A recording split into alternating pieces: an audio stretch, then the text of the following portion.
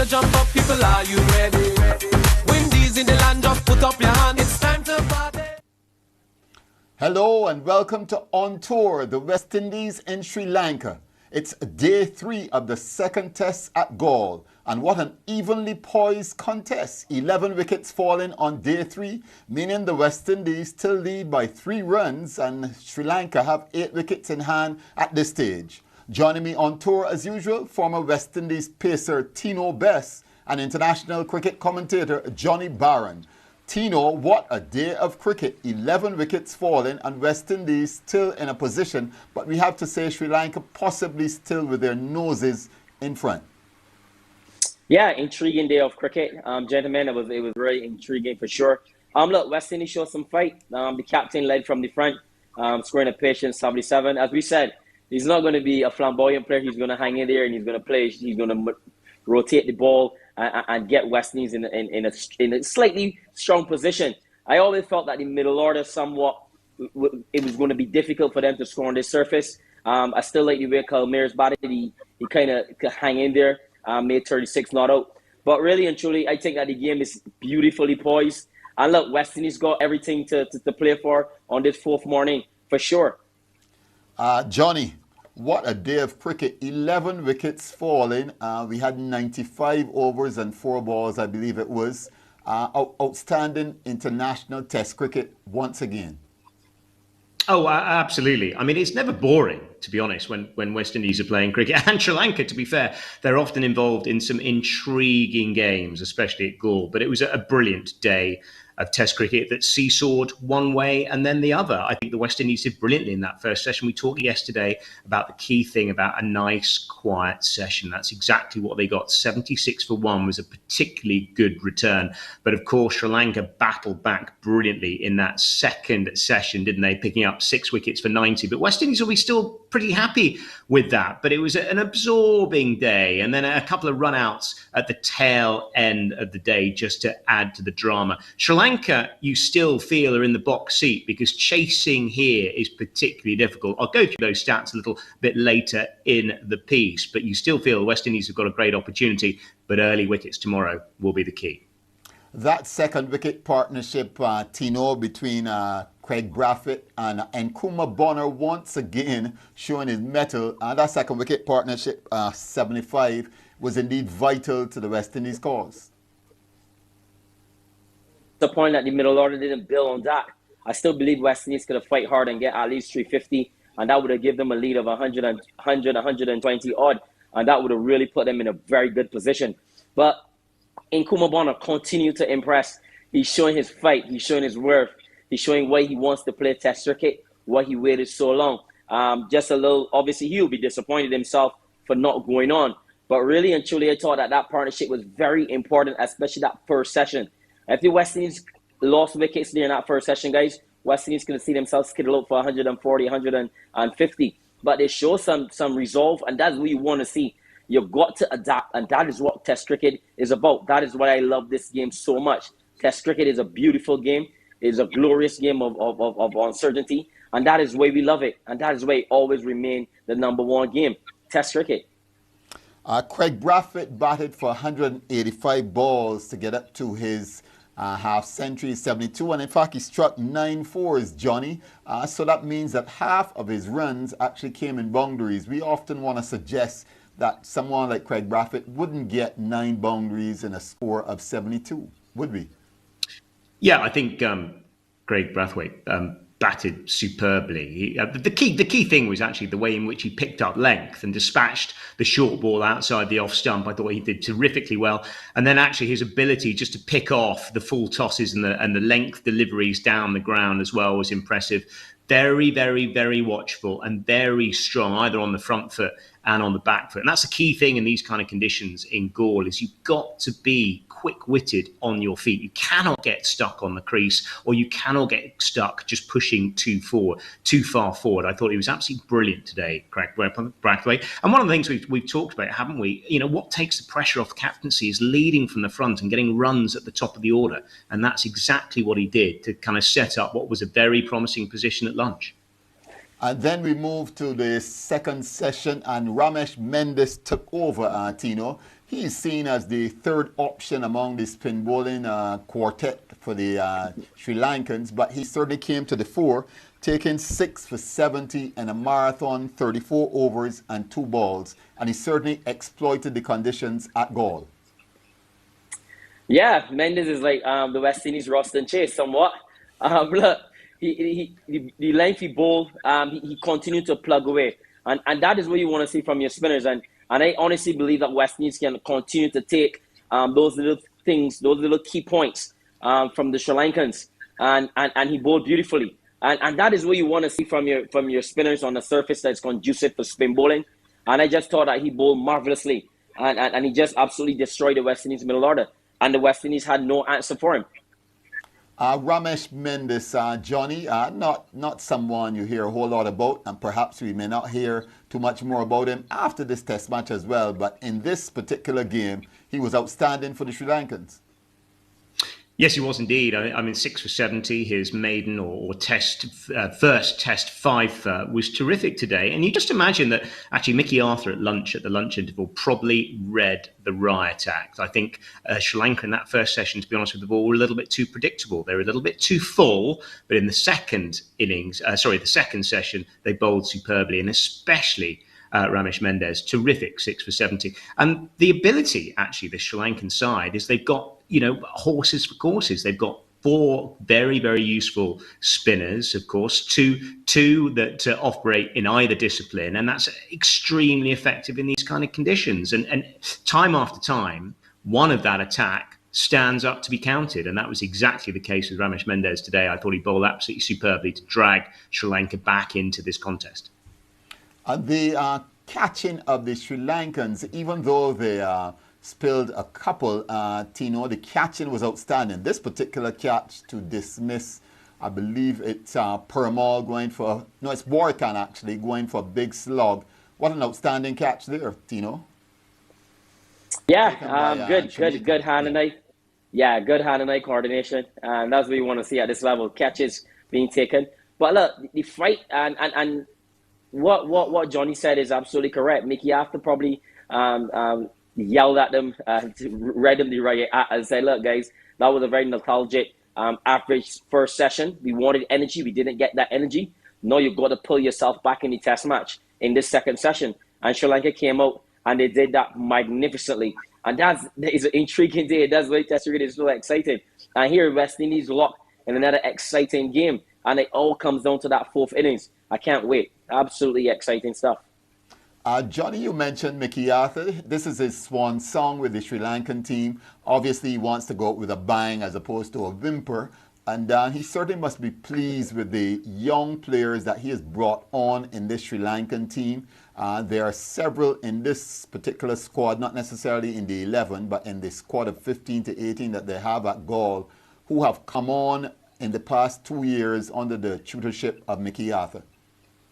Oh, Mickey Arthur leaves a terrific legacy, doesn't he? I mean, he does, to be honest, wherever he coaches. He's one of the most experienced international coaches, and you feel he'll be a huge loss for Sri Lanka on the one hand, a massive bonus for Derbyshire, who are in the second division of the county championship. Picking up a coach of that calibre is an extraordinary coup for them. But you only have to look at this side, the likes of Embaldenia, the likes of Jaiwik Rama, and of course Nasanka coming in the side, Hasaranga in the shorter formats of the game. And he's galvanised some of the older stages as well, the likes of the captain Karuna Ratne and of course Angelo Matthews alongside him. He's got a terrific side that he's developing here. And it was so difficult for Sri Lanka. They've been rebuilding for a while, after the likes of Jayawardena, of course, and Kumar Sangakkara and all those absolute world-class legends that he had to replace. It's been a while coming, actually, for Sri Lanka. They're nowhere near the finished article by any stretch of the imagination, but my gosh, they're mighty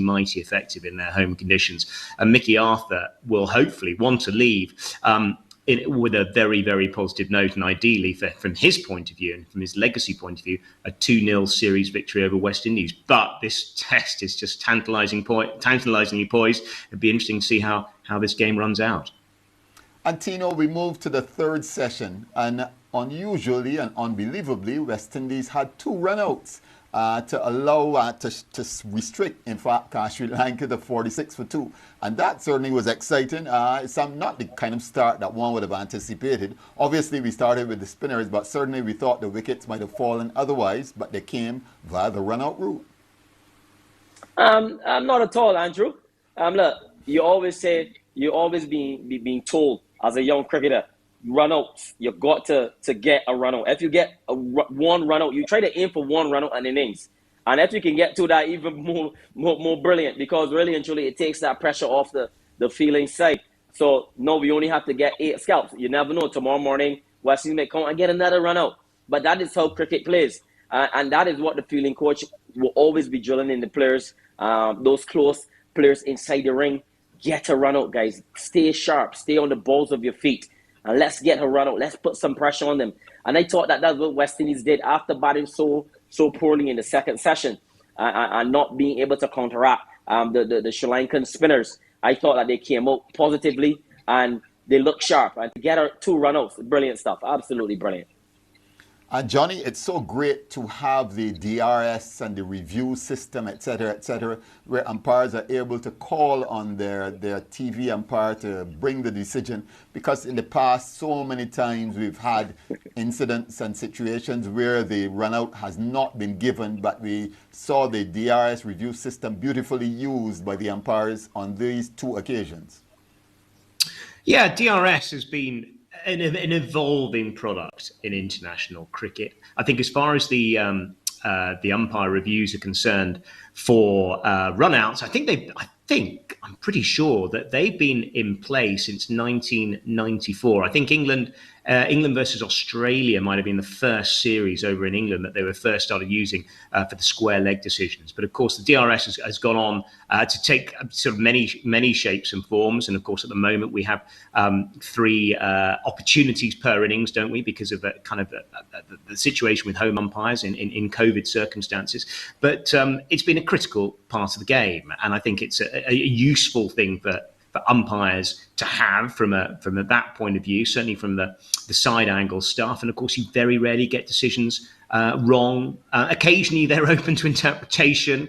England were very frustrated with some of the decisions they got on stumpings out in their test series against India, which were less than satisfactory. But largely, you get some pretty good decisions on the square on stuff. Now, DRS is an evolving force, but a critical part of the game. Tino, we know that you've had some discussions, let's put it that way, with some umpiring decisions that have gone against you. I'm sure you would have loved to have had all this review when you were playing, because I know you missed out on it. It started, the preamble to it started towards the tail end of your career, but I know that you're a bowler that enjoyed challenging the umpire, didn't you?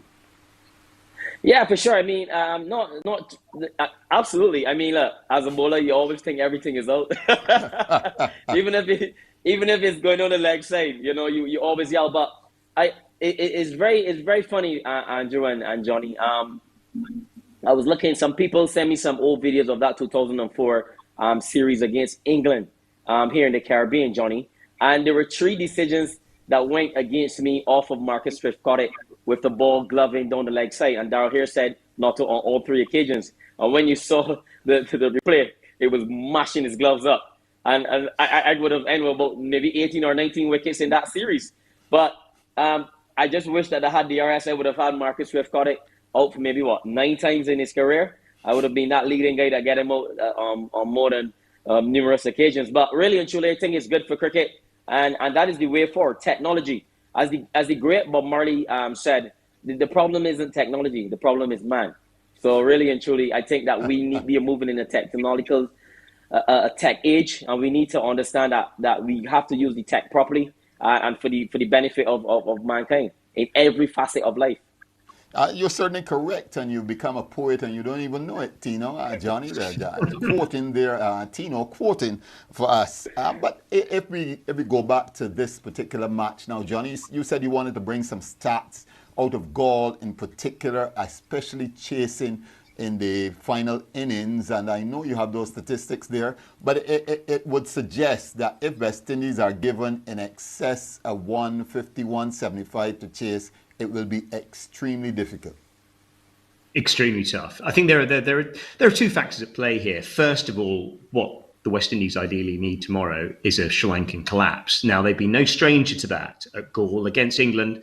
In the last Test series they played at Galle, they collapsed on 2 occasions. They were bowled out in the first innings of the first Test for 135, and they were bowled out in the third innings of the second Test, which is where we stand now, for 126. And boy, wouldn't West Indies take that tomorrow.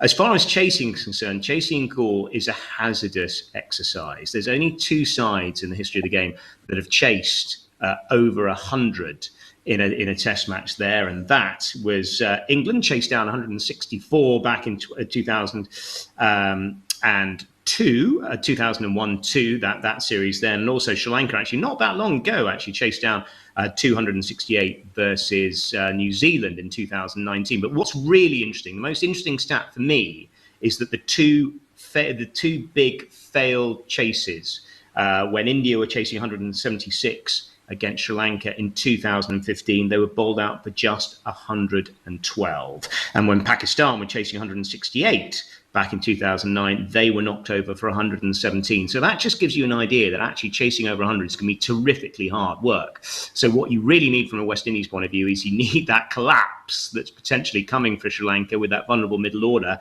And also you need to just be wary that chasing 100 plus, 2 sides have failed to get anywhere near scores of 170 to 200 on a couple of occasions. So it'll be fascinating to see how the game develops tomorrow. Oh, Tino, Angelo Matthews with his hamstring injury is slated to bat instead of number 4 to bat at either 6 or 7. That's one distinct advantage for the West Indies. However, Angelo Matthews, a limping Angelo Matthews, has in the past been outstanding for Sri Lanka, so we wouldn't want that again this time around, would we? Not at all. I think that if you get the opportunity to bowl at Angelo Matthews, length is going to be very important.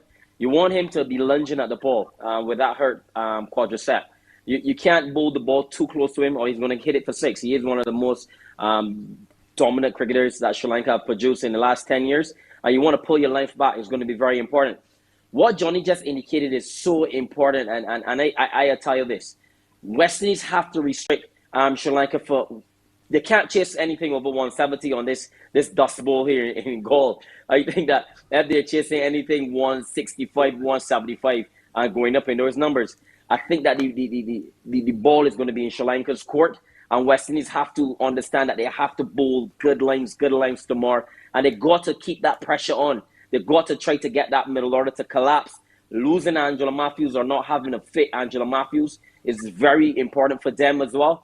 And I think West Indies have to go up with a bang. They have to win this Test match. They have to save some pride for the West Indian people. We had a horrific T20 World Cup, and to draw this series in Sri Lanka would give the people of the Caribbean a feel a lot better at Christmas in terms of Test cricket. I know we still got the one-day series in Pakistan and T20s to come, but Test cricket is still something that the people of the Caribbean absolutely adore, and it will look really good for the West Indian boys if they can get this one under the belt, for sure.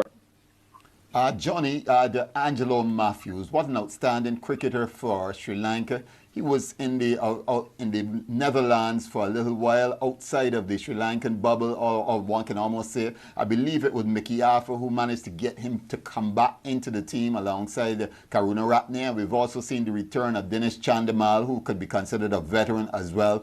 I think the two of them are critical to the Sri Lankan batting starting tomorrow morning. Yeah, they absolutely are. I think as Tina suggested, Matthews, although he's injured, is a dangerous customer in that middle order, because a 20 or 30, maybe even more than that, a little cameo you feel from Angelo Matthews could really be a critical factor in this game. I think the other thing is that, of course, we talked about the recent collapses that Sri Lanka have had. They also lost 9 for 65 in their first innings, and that's exactly what the kind of position that the West Indies will be trying to force tomorrow. The key thing really is just they've got to bowl dry, haven't they? They've got to bowl as dry as possible in that first session. They still have a lead at this stage, the West Indies, by 3. And that critical partnership, by the way, of 38 between Mayers and Permaul Purmall will have an absolute massive part to play, you feel, in this game?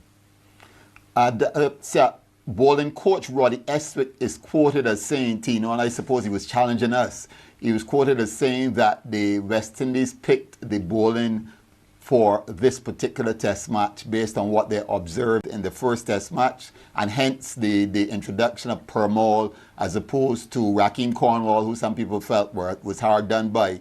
And he was defending the selection for this particular test match. I suspect that's the only defense he can make, not one for the first test or previously. Your thoughts?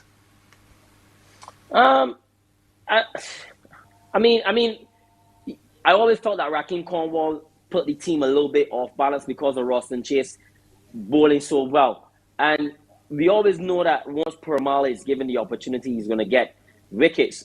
We never said that Purmall is a poor cricketer. Being out of the international cricket for 6 years, this man has collected 300 or 400 first-class wickets. So he's really worked on his craft. Coming from Guyana, obviously on very slow dorsal pitches, he's really perfected the art of left-arm orthodox. He's a wonderful bowler. I've always rated Purmall. I always thought that he's a very high-class spinner. But we had to give him an opportunity to let him grow. We never give him an opportunity to grow. I know he comes back after 6 years and get a 5-finish first test after returning after 6 years in the wilderness is absolutely marvelous. So kudos to Roddy Eswick and the coaching staff down there in Gaul for picking horses for courses. No one is challenging him and saying that the Raheem Cornwall should have played. We said on this panel that we felt that Raheem Cornwall will possibly sit out of this second test match. So it's a little bit of cat and mouse there with Mr. Eswick. Johnny, you would have seen Roddy when he played over in the UK, but we know that he's a versatile and a thinking cricketer. So perhaps definitely there was some thought put into the whole idea of putting Purmall into the mix, and it actually worked, didn't it? Well, it did. Bottom line is the simple fact that Sri Lanka possess 8 right-handers, and having 2 left-armers that are moving the ball away from the right-handers is critical, especially in that first innings, interesting enough. You feel that Roston Chase actually is going to have a really key role here, because you often find actually the ball turning the more extravagant turn you get in the final closing stage of the game is incredibly critical, because you get the bounce as well, especially if the pitch is deteriorating, as well as the turn. So you think, Roston Chase is going to be a critical aspect of this of the second innings, you feel. But yeah, certainly. I mean, just do the maths really. 8 right-handers. What do you want? You want the ball beating the outside edge of the bat, and I think that was a critical aspect in the picking of Purmall. Sri Lanka 204 and 46 for 2. West Indies 253 at the end of day 3. Day 4, Tino Best, set it up for us. As an optimist, West Indies chased 162 to win. Win with 5 wickets to spare. Come on, West Indies. Johnny, your final thoughts? Your thought. I think where West Indies this morning were looking for a quiet session, which they got. What they want tomorrow morning is a really, really busy and action-packed first session. They need to take wickets. They need to keep this lead to an absolute bare minimum. That's the key, really. As Tino suggested, 165, 170 as a chase would be massive, and probably beyond this West Indies side. But if they can be chasing around 100, 120, something along those lines, maybe 150 max, it's going to be an absolutely intriguing finish. It's a belter of a test, a cracker. Join us tomorrow. Thank you so much. Johnny Barron, international commentator in the UK, and former West Indies pacer Tino Best. I'm Andrew Seeley, and you've been on tour the West Indies in Sri Lanka. It's day 3 at Gaul. Join us tomorrow morning for day 4 action.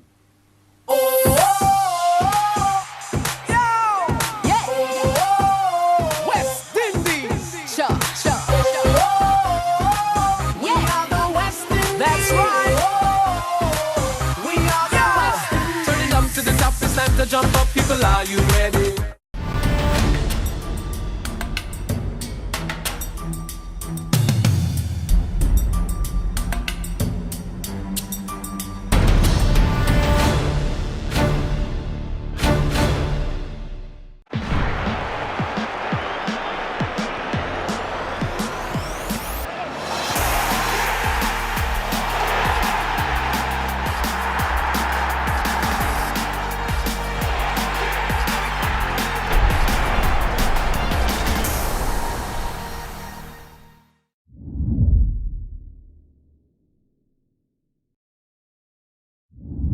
Also available on the FlowSports app.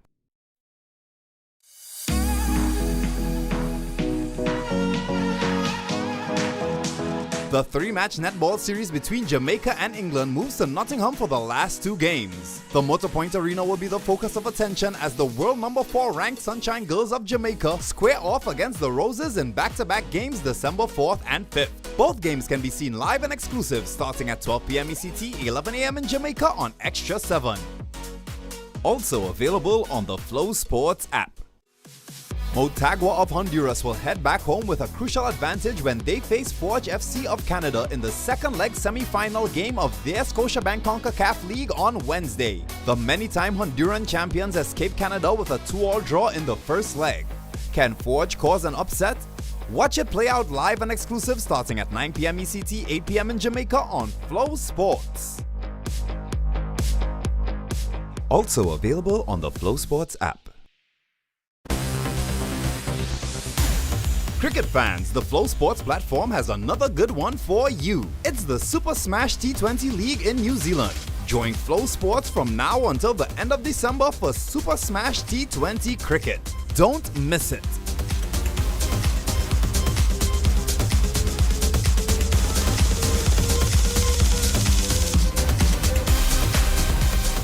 Also available on the FlowSports app.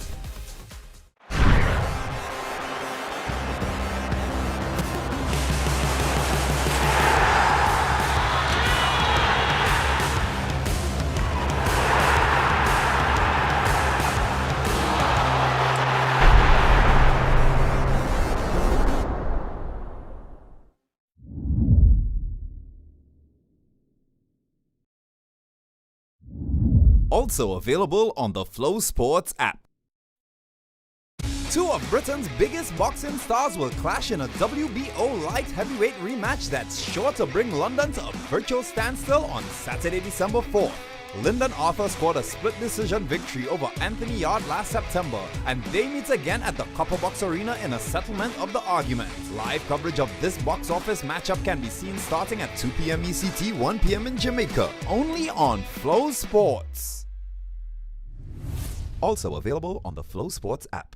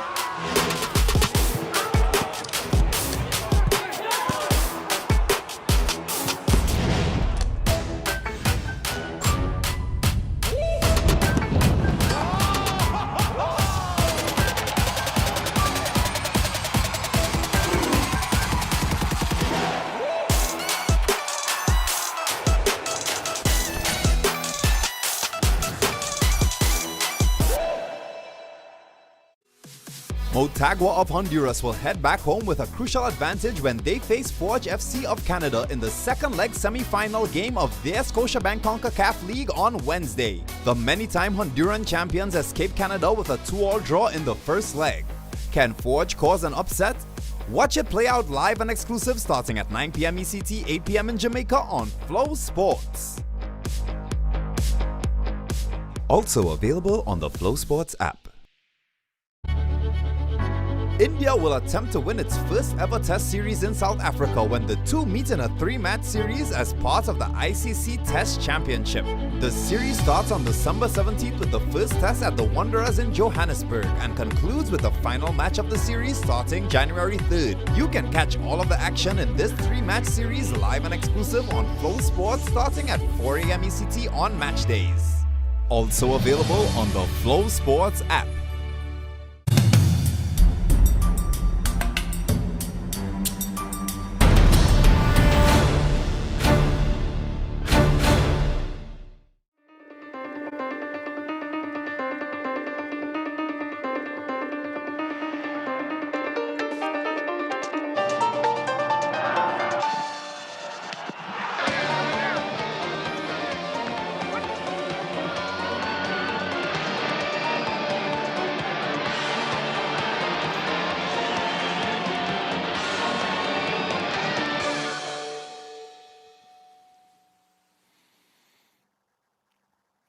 The 5th edition of Scotiabank CONCACAF League is soon to have its finalists.